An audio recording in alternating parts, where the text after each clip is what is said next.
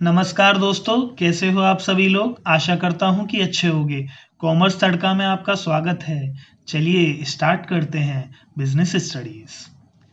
दोस्तों, आज मैं आपको बताऊंगा इम्पोर्टेंस ऑफ मैनेजमेंट। मतलब मैनेजमेंट किसी भी ऑर्गेनाइजेशन के लिए जरूरी क्यों है। बहुत सारे कारण हैं, चलिए डिस्कस करते हैं। पहली बात, मैनेजमेंट इसलिए जरूरी है क्योंकि मैनेजमेंट हमें हेल्प करता है हमारे गोल्स को अचीव करवाने में। बिल्कुल सही बात है दोस्तों। एक अच्छा मैनेजमेंट वही है जो हमारे गोल्स को अचीव करवाने में हमारी हेल्प करे। गोल्स क्या होते हैं भाई? गोल होते हैं, हमें इस साल सेल्स बढ़ानी है, हमें इस साल अपना प्रोडक्शन बढ़ाना है, हमें प्रॉफिट ज़्यादा से ज़्यादा कमाना है। यही तो गोल होता है दोस्तों। चलिए देखते हैं इसके अंदर कैसे डिफाइन किया गया है। मैनेजमेंट, एक अच्छा मैनेजमेंट एफर्ट्स को इस तरीके से डायरेक्ट करता है इंडिविजुअल्स के कि वो कॉमन डायरेक्शन में चलते हुए ऑर्गेनाइजेशनल गोल को अचीव कर लें। समझ में आया? नहीं आया? चलिए दोबारा समझाता हूं। देखिए, हमारी ऑर्गेनाइजेशन में कई इंडिविजुअल्स होते हैं। हर इंडिविजुअल का अपना एक रवैया होता है, एटीट्यूड होता है, वर्किंग पैटर्न होता है, बिहेवियर होता है। उन सभी के बिहेवियर अलग अलग होते हैं, लेकिन ऑर्गेनाइजेशन का गोल जो है वो तो कॉमन है। आपके डिफरेंट इंडिविजुअल या डिफरेंट वर्किंग पैटर्न से ऑर्गेनाइजेशन अपने गोल से डाइवर्ट तो नहीं हो सकती। तो हमें उन सारे डिफरेंट इंडिविजुअल्स के एफर्ट को इस तरीके से चैनलाइज करना है, इस तरीके से यूनाइट करना है कि ऑर्गेनाइजेशन का गोल अचीव हो जाए। अगर हमने ऐसा नहीं किया, यूनाइट नहीं किया, तो हम अपने गोल से पथ भ्रष्ट हो जाएंगे, डाइवर्टेड हो जाएंगे। है ना दोस्तों? समझ में आ गया होगा, आशा करता हूं। चलिए देखते हैं सेकंड इंपॉर्टेंस। दूसरा है management increases efficiency. Management efficiency को बढ़ा देता है। एफिशिएंसी याद आ रहा है ना दोस्तों? एफिशिएंसी का मतलब है कॉस्ट को कम कर देना, लागत जो है वो कम से कम आए और रिसोर्सेस की बर्बादी आपकी कम से कम हो। है ना दोस्तों? इफेक्टिवनेस और एफिशिएंसी के समय मैंने आपको ये चीज बताई भी थी। चलिए देखते हैं इसको अंदर क्या डिफाइन किया गया है। वही चीज बोली गई है, मैनेजमेंट इंसिस्ट यानी कि जोर देता है एफिशिएंसी को बढ़ाने के लिए और रिड्यूस कर जाती है इसमें कॉस्ट और रिसोर्सेज की बर्बादी। ठीक है, समझ गए होगे आशा करता हूं। चलिए देखते हैं तीसरी इंपॉर्टेंस, मैनेजमेंट क्यों जरूरी है। मैनेजमेंट एक ऐसा माहौल बना देता है, एक अच्छा मैनेजमेंट, कि उसकी ऑर्गेनाइजेशन डायनामिक हो जाती है। डायनामिक मतलब क्या होता है? डायनामिक मतलब होता है जो ऑर्गेनाइजेशन समय के साथ अपने आसपास के बिजनेस एनवायरनमेंट के साथ अपने अंदर चेंजेस लाती रहे, वो ऑर्गेनाइजेशन डायनामिक है ना? आपने देखा कि बाहर का एनवायरनमेंट ऐसा है जिसमें बोला जा रहा है कि पॉलिथीन कम से कम यूज करिए। आपने वो चीज अपने ऑर्गेनाइजेशन में एडप्ट की, पॉलिथीन का प्रोडक्शन आपने बंद कर दिया। बहुत अच्छी बात है, आपने अंदर चेंजेस लाए। है ना दोस्तों? आप आज के ज़माने में एलईडी जिस ज़माने में बेची जानी चाहिए, उस ज़माने में अगर आप ब्लैक एंड वाइट टीवी बेचेंगे तो आप प्रॉफिट नहीं कमा पाएंगे और सरवाइव भी नहीं कर पाएंगे, क्योंकि आप अपने अंदर चेंजेस ही नहीं ला रहे हैं। है ना? तो change with the change, otherwise change will change you, ये कहावत है। तो हमें अपने आप को चेंज करते रहना पड़ेगा। तो देखते हैं इसके अंदर लिखा क्या है। ऑर्गेनाइजेशन को अगर सरवाइव करना है बदलते हुए एनवायरनमेंट के अंदर, तो मैनेजर को कोशिश करनी चाहिए कि वो ऑर्गेनाइजेशन के अंदर वो चेंजेस लगातार लाता रहे जो एनवायरनमेंट के अंदर आ रहे हैं। है ना दोस्तों? चलिए देखते हैं अगला। मैनेजमेंट इसलिए भी जरूरी है क्योंकि अच्छा मैनेजमेंट पर्सनल ऑब्जेक्टिव्स को भी पूरा करवा देता है। पर्सनल ऑब्जेक्टिव की जरूरत क्यों पड़ी?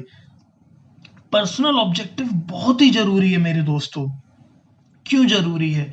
अगर किसी कर्मचारी के, किसी एम्प्लॉय के पर्सनल ऑब्जेक्टिव्स पूरे होते हैं ना दोस्तों, तो उसका मोरल बढ़ा हुआ रहता है, उसका सेटिस्फेक्शन लेवल बढ़ा हुआ रहता है। और जब एक सेटिस्फाइड और मोटिवेटेड एम्प्लॉय काम करता है ना दोस्तों, तो आउटपुट भी अच्छा आता है। और ये उसके लिए और आपकी ऑर्गेनाइजेशन के लिए, दोनों के लिए बेहतर है ना? तो इसके अंदर क्या लिखा है? एक अच्छा मैनेजर, एक एफिशिएंट मैनेजर कोशिश करता है कि ऑर्गेनाइजेशन के अंदर एम्प्लॉयर और एम्प्लॉइज दोनों के बीच में प्रॉस्पेरिटी लाए, समृद्धि लाए और पर्सनल ऑब्जेक्टिव्स दोनों के पूरे होते रहे। एम्प्लॉयर मतलब मालिक और एम्प्लॉय मतलब कर्मचारी। आशा करता हूं ये चारों पॉइंट्स आप समझ गए होंगे। पांचवें पॉइंट की बात करते हैं। मैनेजमेंट इसलिए भी जरूरी है क्योंकि अच्छा मैनेजमेंट सोसाइटी का डेवलपमेंट भी करता है। सोसाइटी की बात हो रही है, यानी कि सोशल ऑब्जेक्टिव। दोस्तों, सोसाइटी का डेवलपमेंट क्यों करना जरूरी है? भाई इसलिए जरूरी है क्योंकि आप सोसाइटी का पार्ट हैं। एक बिजनेस सोसाइटी का पार्ट होता है और उस सोसाइटी के लिए कुछ ना कुछ करना, अच्छा करना उसकी नैतिक जिम्मेदारी भी है ना दोस्तों? तो बिजनेस जो होता है वो सोसाइटी के लिए बहुत कुछ कर सकता है, जैसे एम्प्लॉयमेंट अपॉर्चुनिटीज दे सकता है ना, क्वालिटी प्रोडक्ट्स दे सकता है, रीजनेबल प्राइस लगा सकता है चीजों के। ये सारी चीजें सोसाइटी के लिए हेल्पफुल रहेंगी।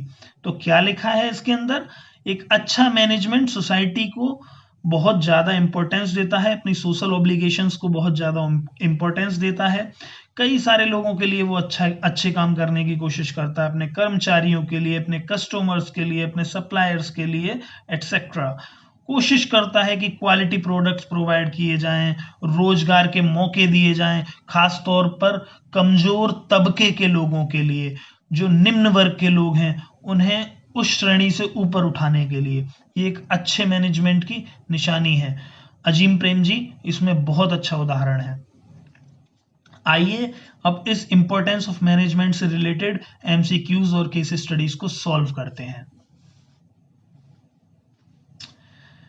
पहला है ऑन इंट्रोडक्शन। मैं पहले बताना भी चाहता हूं कि केस स्टडीज या एमसीक्यू को सॉल्व करने से पहले, यहां पर तो खैर आप इंपॉर्टेंस पढ़ चुके हैं तो आपको मालूम ही होगा ये केस स्टडी इंपॉर्टेंस से ही रिलेटेड है। जब हम पूरा सिलेबस कर लेंगे उसके बाद केस स्टडीज को सॉल्व करने का बेहतर तरीका यही होता है कि आप नीचे से केस स्टडी को शुरू करें, बॉटम से चालू करें, क्योंकि फिर आपको ज्यादा इधर उधर भटकने की जरूरत नहीं रहती।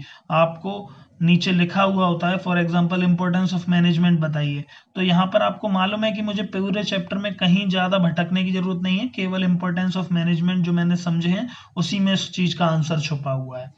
ठीक है दोस्तों, चलिए पढ़ते हैं। On introduction of any changes in the organisation all employees hesitate to accept changes.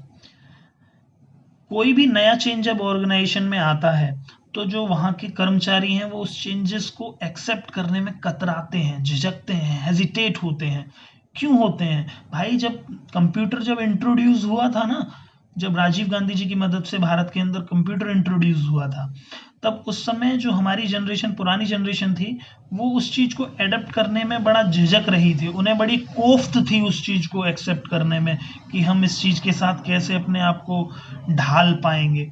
लेकिन जब वो चीज उनकी आदत में आ गई तो वो चीज स्मूथ हो गई, काम आसान हो गए। तो हमें अपने आप को चेंजेस के साथ साथ बदलते रहना होना चाहिए, हेजिटेट नहीं करना चाहिए। Manager convince the employees and guide them to adapt the changes willingly. Manager ने कोशिश की, कन्विंस किया एम्प्लॉयज को और उन्हें गाइड किया कि ऐसे ऐसे इन चेंजेस को आप एडप्ट कर सकते हैं, कोशिश की कि वो अपनी इच्छा से ही उस चीज को एडप्ट कर लें। यहाँ पर दोस्तों मैं आपको बताना चाहूंगा, देखिए चेंजेस चेंजेस चेंजेस सारी चीजें हैं, किस चीज को डिनोट कर रही हैं? डायनामिक एनवायरनमेंट को। Management creates a dynamic organisation, है ना दोस्तों? चलिए देखते हैं अगली case study. ABC limited is running a chain of fast food restaurants in India. देखिए दोस्तों, केस स्टडी बड़ी हो तो आप घबराइए बिल्कुल मत, आप उसे एक कहानी की तरह से समझें। ठीक है, आपको बड़ा मजा आएगा केस स्टडी को करने में। और जब आप एक दो चैप्टर्स की केस स्टडी कर लेंगे ना तो आप हैबिचुअल हो जाएंगे और फिर आपको केस स्टडी सॉल्व करना बड़ा अच्छा लगेगा। केस स्टडीज बिजनेस स्टडीज में इसीलिए इंट्रोड्यूस हुई क्योंकि रटंत विद्या फलंत नहीं, पहले सीधे सीधे पूछ लिया जाता था कि इंपॉर्टेंस बताइए, फीचर्स बताइए। तो चलिए पढ़ते हैं। ABC Limited is running a chain of fast food restaurants in India. The business was flourishing, but over last 2 years they observed that the revenue and profit is declining. ABC Limited है fast food restaurants चलाती है India के अंदर, business बहुत अच्छा चल रहा है। लेकिन विगत 2 वर्षों में, पिछले 2 सालों में उन्होंने देखा कि उनकी कमाई और उनकी जो लाभ है यानी प्रॉफिट है वो डिक्लाइन हो रहा है, यानी कि कम हो रहा है।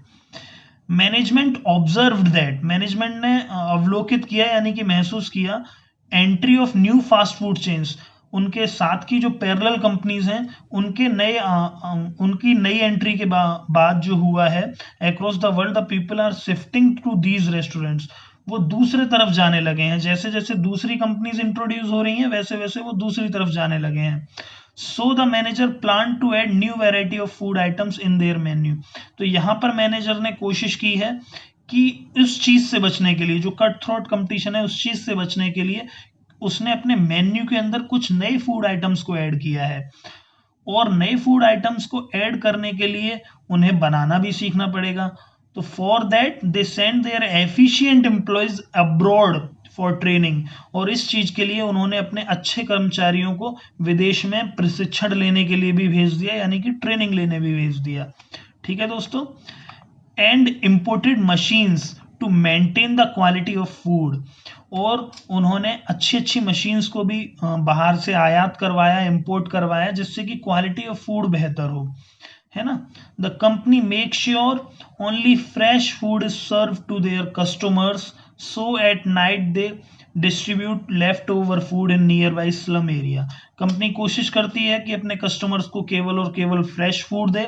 इसके बाद भी अगर कंपनी के पास रात में अगर कुछ खाना बच जाता है तो उस बचे हुए लेफ्ट ओवर फूड को वो आसपास जो भी उनका स्लम एरिया है, गरीबों की जो बस्ती है, वहां पर वो डिस्ट्रीब्यूट कर देते हैं, है ना दोस्तों। To increase profit margin, profit margin बढ़ाने के लिए supervisors take special care that there is minimum wastage and maximum utilisation of resources. Profit margin को बढ़ाने के लिए सुपरवाइजर कोशिश कर रहा है कि मिनिमम वेस्टेज हो, मैक्सिमम यूटिलाइजेशन ऑफ रिसोर्सेज हो। बिल्कुल सही बात है। क्वेश्चन पूछा गया है, identify the 3 importance by quoting line, वो 3 इंपॉर्टेंस बताइए जो कि आपने इस पूरी केस स्टडी के अंदर देखी, और बताइए कि वो 3 इंपॉर्टेंस कहां से कहां तक थी। मैंने आपके लिए पहले से ही लिख के रखा है जिससे कि समय की बर्बादी ना हो। मैनेजर प्लान से लेके मेन्यू तक, तो देखते हैं। Manager plan to add new variety of food items in their menu, हाँ जी, ये बात कही जा रही है कि उसने जैसे जैसे देखिए एनवायरनमेंट के अंदर चेंज आया, आपके कंपटीटर कई सारे होने लगे, तो आपने नई ऐड किए अपने फूड आइटम्स कुछ अपने मेन्यू में, यानी कि आप चेंज हो रहे हो। क्या हो रहे हो? चेंज हो रहे हो, और चेंज विद द चेंज हो रहे हो, तो आप एक डायनेमिक ऑर्गेनाइजेशन को इंडिकेट करते हो। तो इसका आंसर है management creates a dynamic organisation, यही आंसर है।